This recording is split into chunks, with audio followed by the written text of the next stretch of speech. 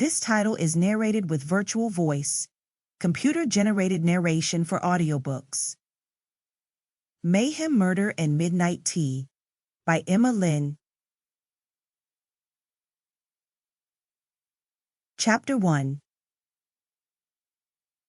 With an insatiable curiosity, Rachel Carr, a woman of exuberance and lightheartedness, had earned a reputation as the village sleuth.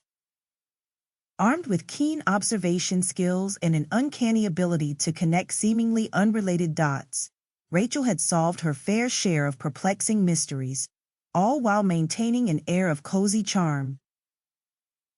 After completing her education at a nearby college, Rachel began her career as a social worker.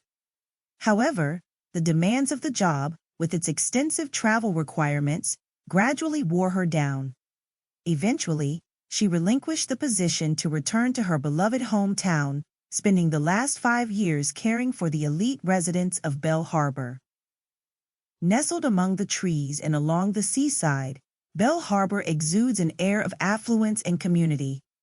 Its cobblestone streets harken back to a bygone era, winding past luminous mansions, quaint cottages, a park, canopied stores, and aromatic bakeries. The villagers move through their usual routines with practiced ease. But on this particular day, a different kind of mystery brewed in the tranquil heart of Belle Harbor. Rachel despised her current role as caretaker. The 5 months she had spent tending to Mrs. Kincaid had left her questioning her affinity for caregiving. Living with Mrs. Kincaid Monday through Friday night and most of Saturday, Rachel relished her weekends at home with her mother, Claire. Their cottage, near the edge of Belle Harbor, exuded a charm that mirrored Rachel's childhood memories, lovingly decorated by her mother. Aware of the uncertainty that awaited her each day, Rachel kept her morning routine brief. Her shower, dressing, and light breakfast were swiftly completed, with the most time dedicated to taming her long curly locks. After a cursory glance in the mirror to approve her appearance, Rachel intentionally sauntered to her car. Clutching the steering wheel, Rachel released a brief scream before exhaling deeply and starting the engine. The drive to the Kincaid mansion was short, Belle Harbor being a small village. However, as time passed, Rachel's heart grew heavier. Mrs. Kincaid proved to be the most infuriating and cantankerous person Rachel had ever encountered. Proud, irritable, and downright rude to anyone who crossed her path, Mrs. Kincaid showed no gratitude toward Rachel, despite her devoted attention to her every whim throughout the day. Yet, for all her unpleasantness, Mrs. Kincaid ensured Rachel was handsomely compensated for her services.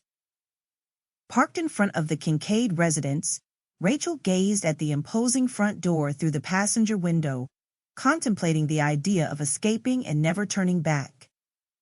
Yet, having spent most of her life in Belle Harbor, she couldn't imagine living anywhere else. Summoning her courage, Rachel retrieved her bag and stepped out of the car. As she approached the front door, she fumbled through her purse for the house keys.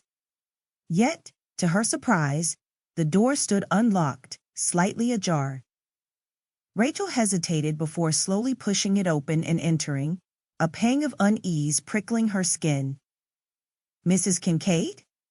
Her voice echoed in the stillness as she closed the door behind her. Ordinarily, Mrs. Kincaid would respond with a sharp retort, dismissing her presence. But today, an eerie silence hung heavy in the air, sending a shiver down Rachel's spine.